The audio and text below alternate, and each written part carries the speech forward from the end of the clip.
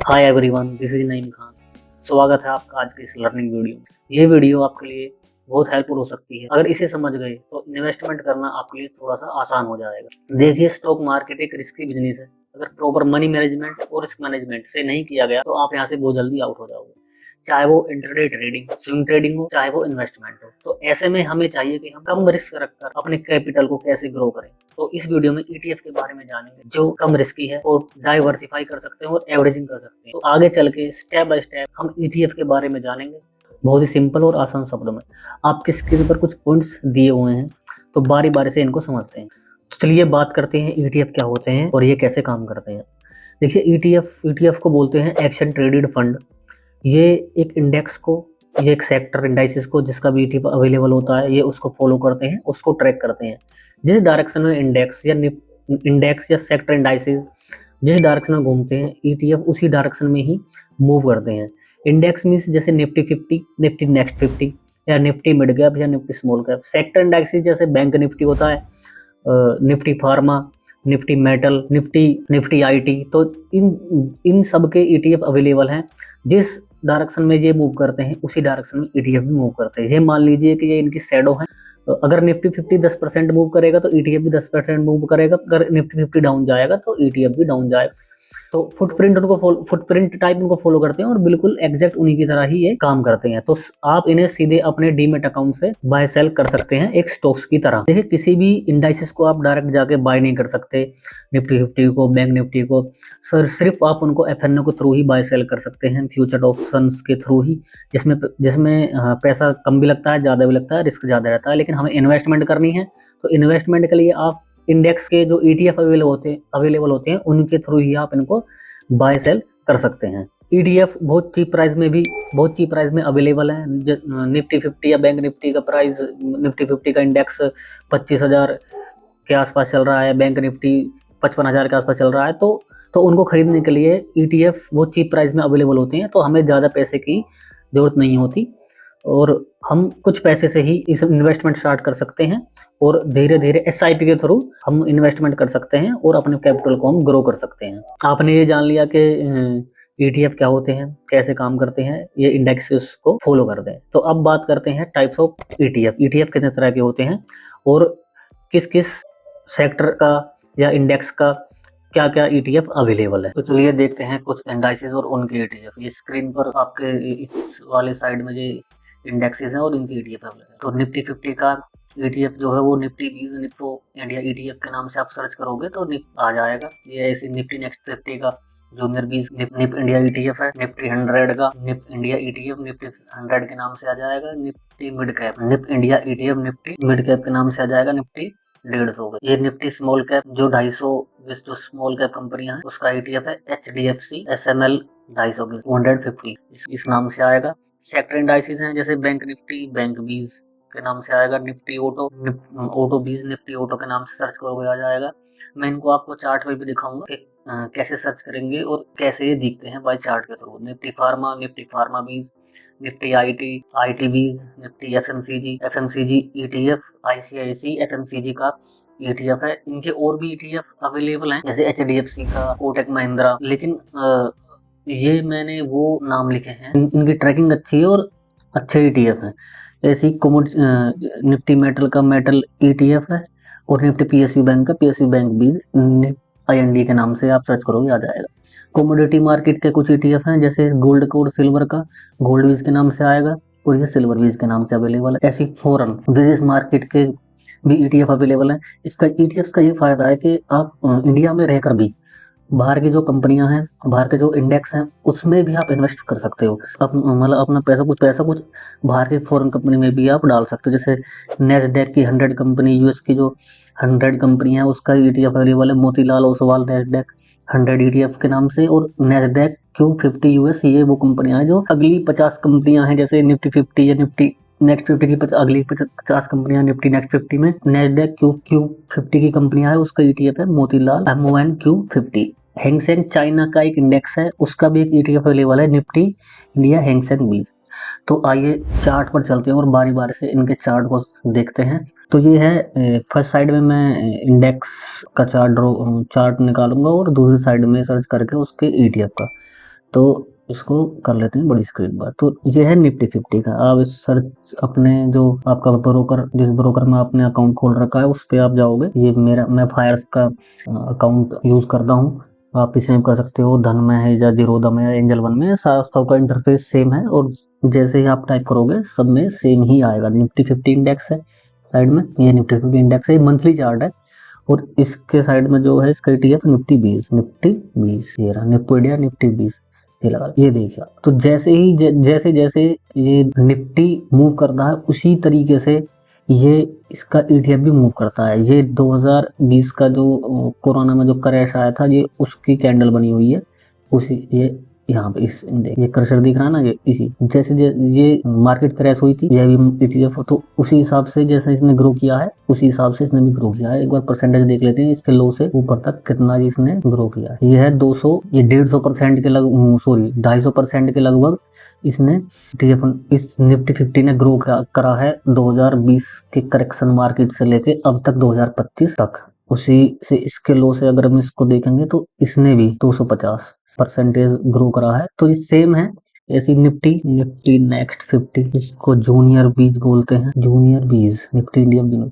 तो इसी का चार्ट देखते हैं, सेम उसी डायरेक्शन का, जिसका प्राइस 746 चल रहा है, ठीक है ना, 746। और ऐसे ही Nifty 100 index, Nifty 100 index, Nifty 100 Nifty, तो जैसे ही आप डालोगे तो उस उसके नाम से ही आ जाएंगे। और उसी तरीके से जैसे इंडेक्स मूव करता है उसी तरीके से ये ETF भी मूव करते हैं। निफ्टी बैंक, इस बैंक 20, इंडिया बैंक 20, तो ये बैंक 20 का ETF है जो 598 रुपए पे चल रहा है। और भी ETF है जो कम प्राइस पे चल रहे हैं, लेकिन ये बेस्ट ट्रैकिंग इंडेक्स है, इंडेक्स बेस्ड ETF है जो जिनकी ट्रैकिंग अच्छी है और इंट्राडे में वगैरह में बाय सेल में काफी आसान है। निफ्टी ऑटोबीज, ये ऑटोबीज का चार्ट है। ये लॉन्च हुआ था जनवरी में लॉन्च हुआ था 2022 में, ठीक है ना। गोल्ड का चार्ट देख लेते हैं, ये गोल्ड का चार्ट है और ये गोल्ड का ETF है निफ्टी इंडिया ETF गोल्ड भी। तो हमारे पास ETF के थ्रू एक डाइवर्सिफिकेशन आ जाती है कि हम मल्टीपल एसेट्स में हम अपना पैसा लगा सकते हैं। फॉरेन कंपनी में जैसे नेस्डेक का चार्ट तो यहाँ नहीं दिखेगा, लेकिन नेस्डेक का ये यूएस मार्केट का ETF है, ये मंथली बेस्ड चार्ट है, ठीक है ना। ऐसे ही हैंगसेंग, ये चाइना की कंपनी का चार्ट है।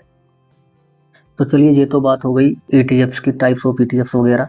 अब बात करते हैं कि इम्पोर्टेंट कौन है, किसको लेना चाहिए, क्योंकि यहाँ तो बहुत सारे ETF हैं। तो मेन क्या है, लेकिन निफ्टी 50 जो है वो 50 कंपनियों का एक बैलेंसिंग इंडेक्स है। ये जो सेक्टर की जो सेक्टर इंडाइसेस हैं, इनमें जो टॉप कंपनियां हैं, बैंक निफ्टी की टॉप जो कंपनियां हैं जैसे HDFC बैंक या Kotak Mahindra bank, Nifty auto की, निफ्टी फार्मा, जो टॉप कंपनियां हैं वो कंपनियां निफ्टी 50 में शामिल है। अपने सेक्टर की टॉप लीडिंग कंपनियां निफ्टी 50 में शामिल है। तो निफ्टी 50 एक बैलेंसिंग इंडेक्स है। कोई भी सेक्टर आज लो परफॉर्म कर रहा है तो वो कंसोलिडेट करेगा, रुक जाएगा, लेकिन निफ्टी 50 क्या है, बैलेंस कर लेता है। आज कुछ दिन तक निफ्टी ऑटो नहीं चला, निफ्टी फार्मा सही कर रहा है तो निफ्टी उसको बैलेंस कर देता है। निफ्टी IT सही चल रहा है तो उसको बैलेंस कर देता है। निफ्टी FMCG नहीं चल रहा है, मेटल सही नहीं चल रहा था, PSU बैंक सही चल, तो इसलिए अपने आप को बैलेंस करता रहता है और धीरे धीरे इसकी ग्रोथ जो है वो बढ़ती रहती है। अगर निफ्टी 50 में कोई भी कंपनी खराब परफॉर्मेंस कर दी है तो उसको निकाल के अगली नेक्स्ट कंपनी को ऐड कर देते हैं, ये इसमें नई कंपनी ऐड कर देते हैं जो भी अच्छी कंपनी कर रही होती है। देखा जाए तो निफ्टी नेक्स्ट 50 की जो इंडेक्स है, जो ETF है, वो निफ्टी 50 से ज़्यादा रिटर्न देता है। लेकिन बात यह है कि जब क्रैश मार्केट आती है तो ये निफ्टी 50 मान लीजिए 10% डाउन जाएगा, निफ्टी नेक्स्ट 50 15% डाउन जाएगा।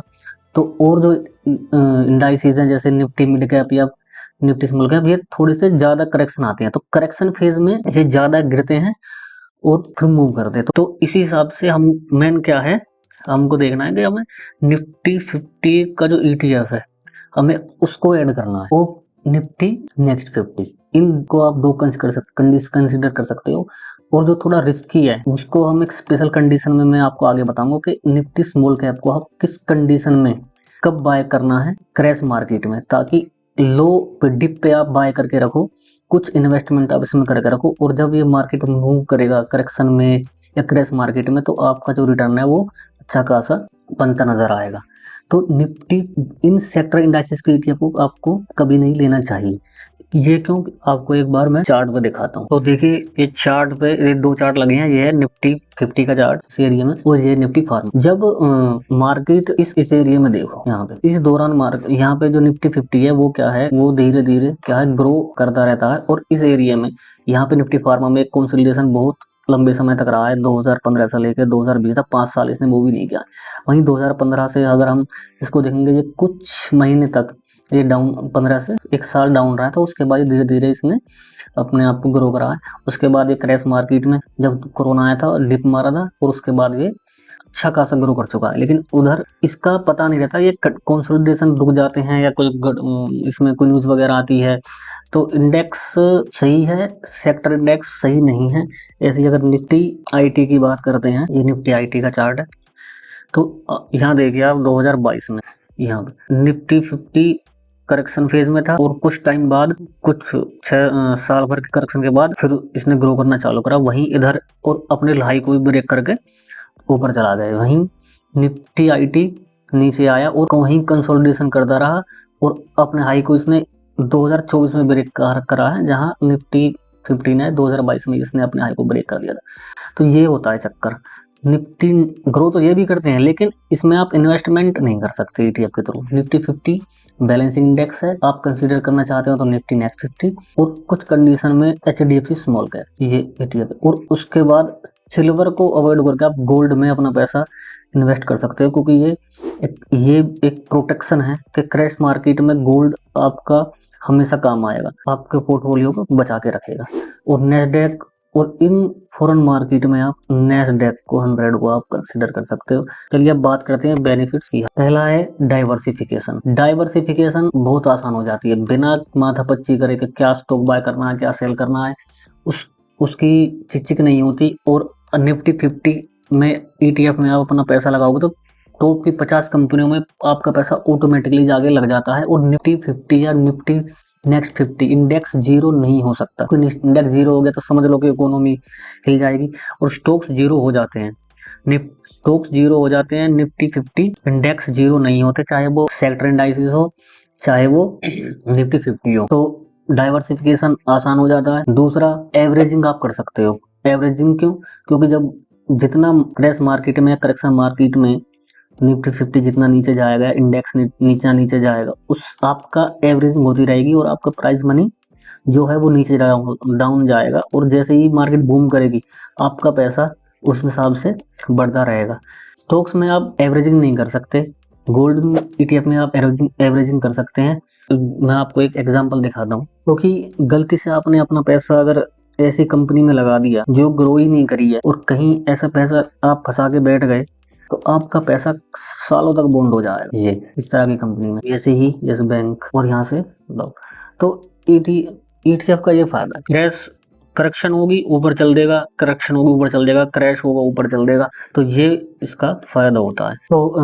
तो एक बेनिफिट है इसका ट्रांसपेरेंसी मीन्स के आप आपने बाय करा है, क्या सेल करा, आपको डेली आपको मिल जाएगा। आप अपने डीमेट अकाउंट में डेली आप ट्रैकिंग कर सकते हैं। म्यूचुअल फंड में क्या है कि लास्ट डे पे वो सेटलमेंट होता है, और उसकी लेटेंसी बहुत है।